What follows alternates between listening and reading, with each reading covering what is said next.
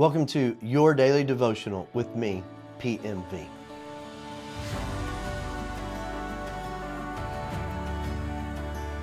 If you remember last time, we began to look at the great battle that is found in Revelation chapter 12. And today we will look at the second half of that battle in Revelation 12 verses 7 through 12. So if you remember, the first 6 verses were a broad overview of the cosmic battle up to this point. Now in verses 7 through 12, we're going to be looking at the heavenly perspective of what is to come. Okay, Revelation 12 verses 7 through 12 read, "And war broke out in heaven. Michael and his angels fought with the dragon, and the dragon and his angels fought. But they did not prevail, nor was a place found for them in heaven any longer. So the great dragon was cast out, that serpent of old called the devil and Satan, who deceives the whole world. He was cast to the earth, and his angels were cast out with him. Then I heard a loud voice saying in heaven, Now salvation and strength and kingdom and the kingdom of our God and the power of his Christ have come. For the accuser of our brethren, who accused them before our God day and night, has been cast down. And they overcame him by the blood of the Lamb and by the word of their testimony, and they did not love their lives to the death. Therefore rejoice, O heavens, and you who dwell in them. Woe to the inhabitants of the earth and the sea, for the devil has come down to you, having great wrath, because he knows that he has a short time." Okay, as we discussed before, Satan is a fallen angel who was cast out of heaven before God created man. But we know from Job chapters 1 and 2 that Satan is still allowed to have access to God in heaven. So also in Revelation chapter 12, verse 10, which we just read, it says that Satan accuses us before God day and night. So while Satan is a fallen angel who's been cast out, he's been removed from his place in heaven, he is still allowed access to God in heaven. Well, that is until the passage I just read. There's coming a day when Michael and the angels of heaven will cast Satan out. It will be a step towards his final defeat. Satan was defeated at the cross. One day Satan will be defeated by Michael and the archangels of heaven, and then his final defeat will come in Revelation chapter 20 when he is thrown into the lake of fire for eternity. So given where this conflict in heaven is placed in the book of Revelation, it's likely that this war in heaven takes place in what we would call mid-tribulation. As we enter into the second half of the tribulation, Satan will lead an assault against heaven to once again attempt to thwart God's plan. So this is probably right in the middle of the tribulation time period. But once again, he's going to be defeated. And once again, he will turn his wrath on those who follow God. Listen to Revelation 12, verse 12. "Therefore rejoice, O heavens, and you who dwell in them. Woe to the inhabitants of the earth and the sea. For the devil has come down to you, having great wrath, because he knows that he has a short time." So what are the inhabitants of the earth supposed to do? Well, how are they to stand against Satan in this time of his great wrath? Verse 11 tells us. It reads, "And they overcame him by the blood of the Lamb, by the word of their testimony, and they did not love their lives unto death." What does it mean to overcome? Well, the Greek word we translate here as overcome as nikeo, which we get Nike from. It means to win in the face of obstacles, to overcome. And if you remember in Revelation chapters 2 and 3, Jesus had a message for the 7 churches in Asia Minor. To each church, he closed the message with a promise to those who what? Overcome. The theme of overcoming is found at the end of the book of Revelation as well, beginning, middle, and end. Revelation 21:7, the end, next to the last chapter, reads, "He who overcomes shall inherit all things, and I will be his God, and he shall be my son." So while for a time the world and Satan may overcome or kill and persecute the people of God, there is coming a day of vindication when God will have the last say And those believers in him who hold fast to the end, who are proven his because they have held fast to the end, they will be rewarded. Look again at verse 11, Revelation 12:11. How exactly did they overcome? The verse reads, and they overcame him by the blood of the Lamb and by the word of their testimony, and they did not love their lives to the death. You know, Warren Wiersbe, I think, sums it up this way, the blood of the Lamb, understanding that principle first. He said, the name devil means accuser, and Satan means adversary. Satan stands at the throne of God and fights the saints by accusing them. But Jesus Christ, the heavenly advocate, represents the church before God's heavenly throne.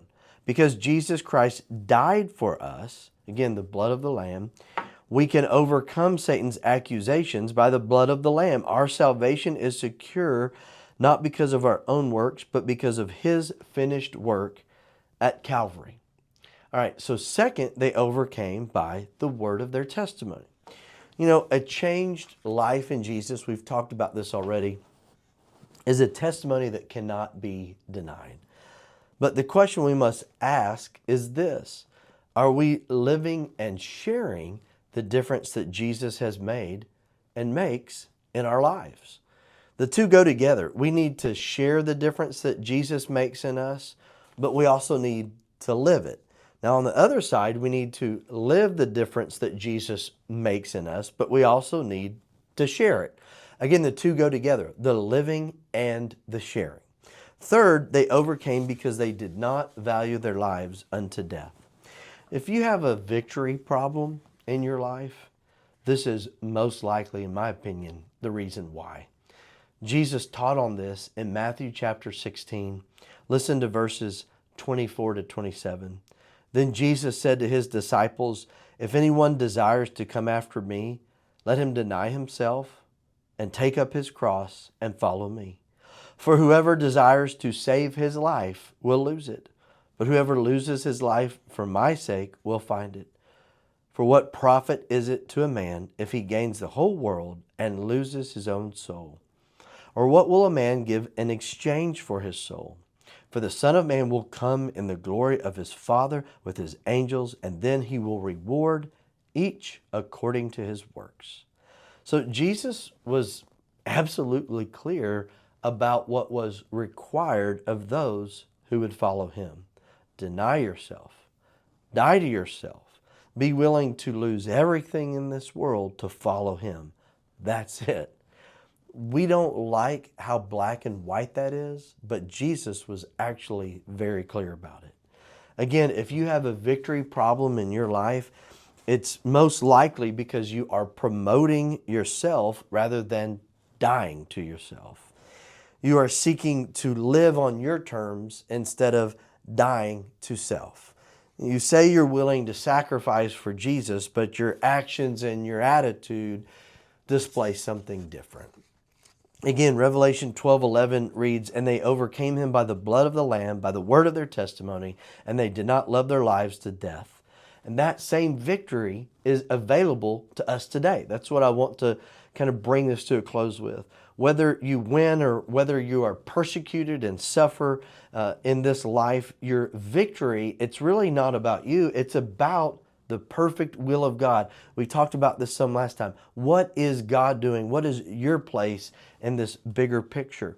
And we need to learn to think much bigger than just our perspective.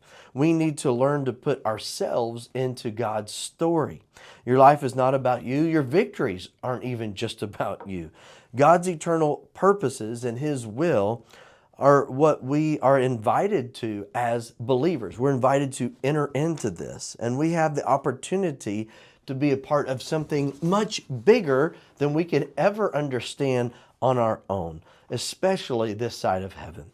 So let's read the final passage for today, verses 13 to 17, I believe shift to heaven, and what is taking place now, shift from heaven, to what is now taking place on earth. So we're moving to what is happening on earth. Verses 13 to 17 read, now when the dragon saw that he had been cast to the earth, He persecuted the woman who gave birth to the male child. But the woman was given 2 wings of a great eagle, that she might fly into the wilderness to her place, where she is nourished for a time and times and half a time from the presence of the serpent. So the serpent spewed water out of his mouth like a flood after the woman, that he might cause her to be carried away by the flood. But the earth helped the woman, and the earth opened its mouth and swallowed up the flood which the dragon had spewed out of his mouth. And the dragon was enraged with the woman, and he went to make war with the rest of her offspring, who keep the commandments of God and have the testimony of Jesus Christ. Okay, there's a lot of imagery going on here in these verses, and you could easily get lost in all of the little details. But we're just about run out of time, and so I want to give you the big picture on these verses. Revelation 12, 13 to 17 are a picture of what is happening on earth in regards to the battle between Satan and the children of God. Now look, Satan cannot overthrow God. God wins every time. So Satan has turned his attention to the work of God's hands, to us. And it may not seem fair to you, but that is the reality of the spiritual battle in which we live.